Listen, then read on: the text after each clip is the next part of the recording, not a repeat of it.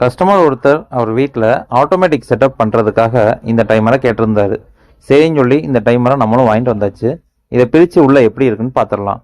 இது அன்பாக்சிங்கில் வந்து பார்த்தீங்க அப்படின்னா உள்ள ஒரு யூசர் மேனுவலும் இந்த டைமரும் உள்ளே இருந்துச்சு. இந்த யூசர் மேனுவலில் இந்த டைமரை எப்படி வந்து யூஸ் பண்ணுறது அப்படின்ற அந்த டீட்டெயில் மட்டும் பிரிண்ட் பண்ணியிருந்தாங்க. சரி, இதை ஃபஸ்ட்டு ஆன் பண்ணி பார்த்துடலாம்.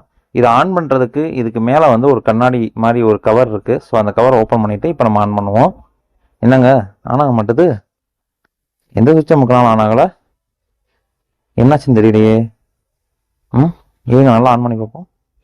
டிஸ்பிளே ஆனே ஆகலை. ஒருவேளை கடைக்காரர் நம்மளை ஏமாத்திட்டாரோ. எந்த சுவிட்சை முக்கினாலும் ஆன் ஆக மாட்டேதுங்க. போச்சு போங்க.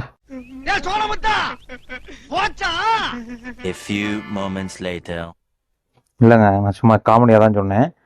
இந்த இதை ஆன் பண்ணுறதுக்கு ஒரு சின்னதாக ஒரு குச்சிமாக எடுத்துட்டு சைடில் அந்த ரீசெட் பட்டனை வந்து லாங் ப்ரெஸ் பண்ணோம் அப்படின்னா இது ஸ்டார்ட் ஆயிடும். இது எதனால் அப்படின்னா இந்த இதோடைய பேட்டரியை வந்து ட்ரெயின் ஆகாமல் இருக்கிறதுக்காக இதில் இப்படி ஒரு செட்டப் இருக்குது. ஆக்சுவலாக இது இந்த கடைக்காரருக்கே தெரியல, அவர்கிட்ட ஆன் பண்ணி கேட்டதுக்கு அவருக்கு தெரியாதுன்னு சொல்லிட்டாரு. அதனால தான் இந்த வீடியோவை நான் போட்டேன். இப்போ பார்த்தீங்கன்னா எல்லாமே கரெக்டாக வந்து ஒர்க் ஆகுது.